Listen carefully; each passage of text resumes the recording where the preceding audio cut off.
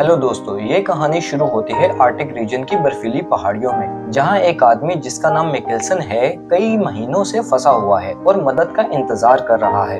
अब वो एक क्रैश्ड प्लेन में रहकर इस हड्डियां जमा देने वाली सर्दी में सरवाइव करने पर मजबूर है। दरअसल मिकेल्सन अपने कुछ साथियों के साथ आर्कटिक रीजन से गुजर रहा था और इनका प्लेन इधर क्रैश हो जाता है। अब इस हादसे में इसके सभी साथी मर जाते हैं जिन्हें वो इधर ही प्लेन के पास दफना चुका है और ये अकेला बस अपनी मौत का या किसी मदद का इंतजार कर रहा है। यहाँ सरवाइव करना बहुत मुश्किल है, लेकिन ऊपर चट्टान में जहाँ बर्फ कच्ची है उसने वहाँ मछलियाँ पकड़ने के लिए बहुत से छोटे छोटे फंदे लगाए हुए हैं जिनसे वो मछलियां पकड़ तो लेता है, लेकिन स्टोव ना होने की वजह से उसे उन्हें कच्चा ही खाना पड़ता है। और इसके पास एक डिवाइस भी है जिसके ऊपर लगे लीवर को घुमाने से वो अगर आसपास कोई प्लेन गुजर रहा हो तो उससे कांटेक्ट कर सकता है। लेकिन ये जगह ऐसी है जहां महीनों में कोई एक आध प्लेन ही गुजरता है, यानी बिल्कुल वीरान जगह है। लेकिन फिर भी मिकेल्सन रोज ट्राई करता है। अब एक दिन मामूल की तरह वो चट्टान पे बैठा होता है और अपने डिवाइस से कांटेक्ट करने की कोशिश कर रहा होता है, लेकिन इसका किसी भी प्लेन से कांटेक्ट नहीं होता और वो निराश होकर उठ जाता है। और जब वो अपनी पकड़ी हुई मछलियों की तरफ जाता है तो सभी मछलियां गायब होती है। ये हैरान हो जाता है, इसे ऐसा लगता है शायद इसी की तरह का कोई और सर्वाइवर आसपास है। वो आवाज लगाता है, लेकिन जल्द ही इसे एक पोलर बेयर के बड़े बड़े पैरों के निशान नजर आ जाते हैं और वो डर जाता है क्योंकि पोलर बेयर उसके आसपास ही है और ये पोलर बेयर बहुत खतरनाक होते हैं। वो डर के मारे फौरन ही अपने प्लेन में चला जाता है और दरवाजा बंद कर देता है। अब मिकेल्सन पोलर बेयर के खौफ से प्लेन के अंदर ही डर डर कर रात गुजारता है और अगले दिन सुबह जब वो बाहर निकलता है तो एक भयानक तूफान चल रहा होता है।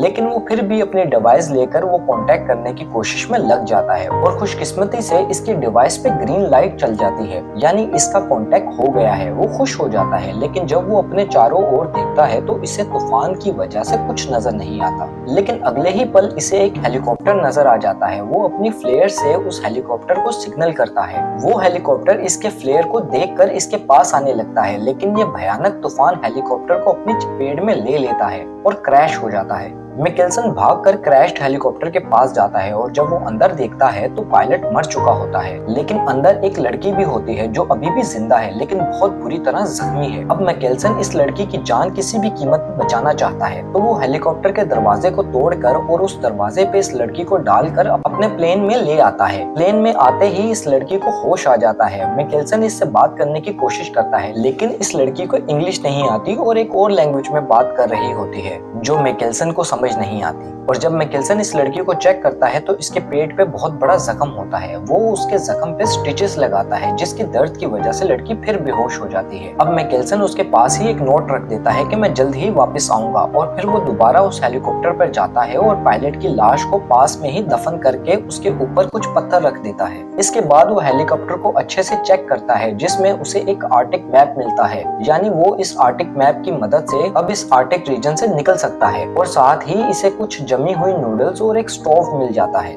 जिसे देखकर वो बहुत खुश होता है। और फिर मिकेल्सन को एक फोटो भी मिलती है जिसमें ये लड़की, पायलट और इनके साथ एक छोटी सी बच्ची भी होती है, यानी ये एक फैमिली थी। अब इसे बहुत अफसोस होता है क्योंकि इसकी वजह से ये फैमिली खत्म हो चुकी है। अगर मिकेल्सन का इनसे कांटेक्ट नहीं हुआ होता तो शायद ये पायलट आज भी जिंदा होता। अब मिकेल्सन ये सारा सामान लेकर प्लेन में वापस आ जाता है और थोड़ी ही देर बाद उसकी नजर अपने लगाए हुए मछली के फंदे पे पड़ती है जो कि हिल रहा होता है। मिकेल्सन फौरन से बाहर आता है और जब वो देखता है तो एक बहुत बड़ी मछली आज इसके फंदे में फंस चुकी थी। वो फिर उस मछली के साथ कुछ नूडल्स को पकाकर खाता है और वो बहुत खुश होता है क्योंकि पिछले 6 महीने से वो सिर्फ कच्ची मछली ही खाकर सरवाइव कर रहा था। अब मिकेल्सन थोड़ा खाना इस लड़की को भी खिलाता है। इसके बाद वो उस आर्कटिक मैप को बारीकी से चेक करता है तो देखता है कि इससे कुछ ही किलोमीटर दूर एक ऐसा पॉइंट भी है जहां अक्सर हेलीकॉप्टर्स या प्लेन्स आते हैं। तो वो डिसाइड करता है कि वो इस लड़की को लेकर यहाँ से निकल जाएगा और उस पॉइंट तक जाने की कोशिश करेगा। अब क्योंकि मौसम बदलने वाला है और मजीद ठंड होने वाली है और टेम्परेचर लगभग -40 डिग्री तक जा पहुंचेगा। अब इतनी ठंड में किसी भी इंसान का सरवाइव करना मुश्किल है। अब इस ठंड से मिकेल्सन खुद तो बचना चाहता है, साथ ही साथ वो इस लड़की को भी बचाना चाहता है जो इसकी वजह से इस कंडीशन में फंस चुकी है। अब मिकेल्सन बहुत सी मछलियां पकड़ता है और एक प्लास्टिक का स्ट्रेचर तैयार करता है उस लड़की के लिए, और प्लेन में एक नोट लिखकर छोड़ देता है कि यहाँ हम 2 लोग सरवाइव कर रहे थे और अब हम नॉर्थ की तरफ जा रहे हैं। इसके बाद मिकेल्सन उस लड़की को स्लीपिंग बैग में लपेटकर उस स्ट्रेचर पर लाद कर अपने सफर को शुरू कर देता है। और इस कठिन सफर को तय करना बहुत मुश्किल है क्योंकि पिछले 6 महीने में मिकेल्सन बहुत कमजोर हो चुका है और इस वजह से उस लड़की के स्ट्रेचर और सामान को लगातार खींचना उसके लिए बहुत मुश्किल है। लेकिन उसने भी अब ये अपनी जिंदगी का मकसद मान लिया है कि वो किसी भी कीमत पे इस लड़की को बचाएगा। अब मिकेल्सन काफी सफर तय कर एक पॉइंट तक आता है और जब वो अपने मैप को चेक करता है तो अभी भी अपनी मंजिल से लगभग 45 किलोमीटर दूर है, जिसको क्रॉस करते करते तकरीबन 7 दिन और लग जाएंगे क्योंकि बर्फ में चलने से स्पीड बहुत कम हो जाती है। पर मुश्किल सिर्फ ये नहीं बल्कि एक और प्रॉब्लम भी है, वो है पोलर बियर की, क्योंकि इस इलाके में बहुत से पोलर बियर रहते हैं जिनको दूर से स्पॉट करना बहुत मुश्किल है। लेकिन मिकेल्सन फिर भी उस लड़की से बातें करता रहता है और आगे बढ़ता रहता है। अब यहाँ रात हो जाती है और रात में टेम्परेचर बहुत कम हो जाता है, इसलिए मिकेल्सन एक जगह रुक कर बर्फ में खुदाई करता है और एक इग्लू बनाता है और ये दोनों उस इग्लू में ही रात गुजारने लग जाते हैं। मिकेल्सन फिर इस इग्लू में खाना बनाता है और ये दोनों पूरी रात यहाँ गुजारकर अगली सुबह फिर अपना सफर शुरू कर देते हैं। अब इतने घंटे लगातार चलने के बाद मिकेल्सन बहुत थक जाता है, लेकिन वो हार नहीं मानता और फिर अब इनके सामने एक बहुत बड़ी पहाड़ी आ जाती है जिस पर मिकेल्सन खुद तो चढ़ सकता है लेकिन उस लड़की को खींच नहीं सकता ऊपर तक। फिर मिकेल्सन अपना मैप निकाल कर चेक करता है तो इस पहाड़ी को क्रॉस करने का एक दूसरा रास्ता भी है, लेकिन वो रास्ता बहुत लंबा है जिसे क्रॉस करते करते इन्हें मजीद 4 दिन लगेंगे। और इतना सफर तय करने की मिकेल्सन में ना तो हिम्मत बची है और ना ही इतने सप्लाईज यानी खाने पीने की चीजें हैं। वो फैसला करता है कि वो इसी पहाड़ी को क्रॉस करेगा, तो वो पहले खुद कुछ सप्लाईज के साथ ऊपर चढ़ जाता है और फिर वो उस लड़की के स्ट्रेचर को खींच के ऊपर लाने लगता है, लेकिन आधे रास्ते में ही रस्सी उसके हाथों से छूट जाती है और वो लड़की दोबारा नीचे चली जाती है। अब इस नाकामी के बाद मिकेल्सन अपने सामान के साथ नीचे आ जाता है और मजबूरन उस लंबे रास्ते से आगे बढ़ना शुरू कर देता है। अब सारा दिन चलने के बाद अब यहाँ रात हो जाती है और रात को ये ओपन सरफेस में सरवाइव नहीं कर सकते, इसलिए मिकेल्सन चारों तरफ को छुपने के लिए जगह ढूंढता है और फिर मिकेल्सन को एक चट्टान में गुफा दिखती है। वो समझ जाता है कि ये हो ना हो गुफा पोलर बेयर की है, लेकिन अब मिकेल्सन के पास इस गुफा में रात गुजारने के अलावा और कोई चारा नहीं है, तो वो पहले उस गुफा में उस लड़की को डालता है और फिर खुद भी अंदर चला जाता है। अब ये उस गुफा में खाना बनाकर खाता है और उस लड़की को भी देता है, लेकिन अब इसकी स्टोव की गैस खत्म होने वाली है, यानी अब इसके बाद ये खाना पकाकर खा नहीं पाएगा। और फिर थोड़ी देर बाद बाहर से किसी के घुराने की आवाज आती है। मिकेल्सन डर जाता है और समझ जाता है कि पोलर बेयर यहाँ आ गया है। फिर पोलर बेयर गुफा के अंदर आने लगता है, लेकिन मिकेल्सन एक फ्लेयर जलाकर पोलर बेयर को डराता है। पोलर बेयर डर जाता है और यहाँ से चला जाता है। अब सारी रात मिकेल्सन पोलर बेयर के खौफ से सो नहीं पाता और अगली सुबह जब मिकेल्सन गुफा से बाहर आता है तो पोलर बेयर नहीं होता। वो जल्दी से अपना सफर दोबारा शुरू कर देता है, लेकिन आज मौसम ने भी मिकेल्सन की तकलीफों में इजाफा ही करना है क्योंकि आज बर्फीला तूफान चल रहा होता है। लेकिन फिर भी मिकेल्सन उस लड़की को खींचता हुआ काफी घंटे चलता रहता है। अब मौसम इतना खराब हो जाता है और इतनी तेज हवाएं चलने लग जाती है कि मिकेल्सन को रुकना पड़ता है और लड़की के स्ट्रेचर को अपने ऊपर लेकर और लड़की को पकड़कर उस स्ट्रेचर के नीचे लेट जाता है। और जब कुछ घंटों के बाद तूफान रुकता है तो ये दोनों बर्फ में ढसे हुए होते हैं। अब मिकेल्सन उस बर्फ को हटाकर ऊपर आता है और उस लड़की को चेक करता है तो वो बेहोश होती है और उसके मुंह से खून निकल रहा होता है। वो बिल्कुल अब अधमरी सी हो गई है।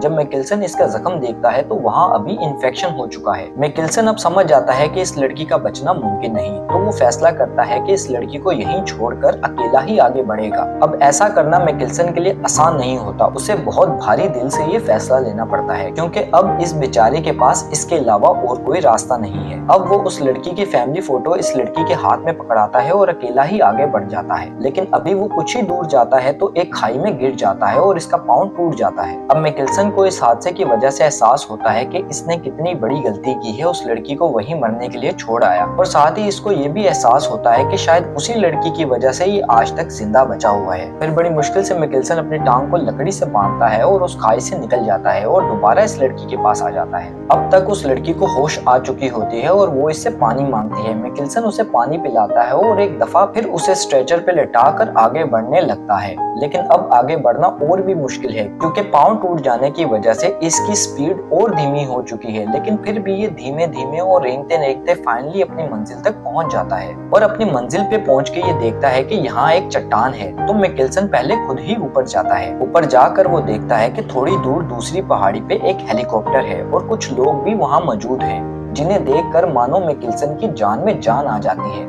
वो उन्हें आवाज लगाता है, लेकिन वो लोग इसके इतने भी करीब नहीं होते कि इसे सुन पाए। अब इसके पास एक फ्लेयर होती है, ये उसे जलाकर उन्हें इशारा करता है, लेकिन उनका ध्यान फिर भी इस पे नहीं पड़ता। ये अब अपनी जैकेट उतारकर उसे जलाकर उन्हें बुलाने की कोशिश करता है, लेकिन इसका भी कोई फायदा नहीं होता। मिकेल्सन फिर नीचे जाकर उस लड़की को स्ट्रेचर से निकालकर बड़ी मुश्किल से ऊपर लेकर आता है। फिर ये दोनों उन लोगों को आवाजें लगाते हैं, लेकिन कोई फायदा नहीं होता और थोड़ी ही देर में वो लोग हेलीकॉप्टर पर बैठकर यहाँ से निकल जाते हैं। अब मिकेल्सन और ये लड़की उनको जाते देख बिल्कुल हिम्मत हार जाते हैं और वहीं लेट जाते हैं और सोचते हैं शायद यही इनका अंत है। मिकेल्सन उस लड़की से फिर माफी मांगता है कि मेरी वजह से तुम्हारे पति की मौत हुई और तुम इस हालत में हो। अब मिकेल्सन इस लड़की का हाथ पकड़कर वहीं लेटे अपनी मौत का इंतजार करने लग जाता है, लेकिन मिकेल्सन के पास बहुत तेज हवा चलती है। वो देखता है तो वो हेलीकॉप्टर इन तक आ पहुंचा है इनको रेस्क्यू करने के लिए, यानी उस हेलीकॉप्टर पे बैठे लोगों ने इन्हें देख लिया था और अब इन दोनों की जान बच जाएगी। अब देखा जाए तो मिकेल्सन आर्टिक रीजन में पिछले 6 महीनों से सरवाइव कर रहा था, लेकिन कभी उसके अंदर इतनी हिम्मत नहीं आई कि वो आगे बढ़े और इस जगह से निकलने की कोशिश करे। लेकिन जब वो लड़की इसे मिली और इसे एक मकसद मिला उस लड़की की जान बचाने का, तो वो तूफानों से लड़ता हुआ उस लड़की को बचाने में कामयाब हो गया। इसलिए कहते हैं जब आप किसी काम को करने का ठान लो तो भले ही रास्ता कितना भी कठिन क्यों ना हो और चाहे जितनी भी मुश्किलें आए, आप अपने गोल को हासिल कर ही लेते हो। और ये कहानी यहीं खत्म हो जाती है। Thanks for watching.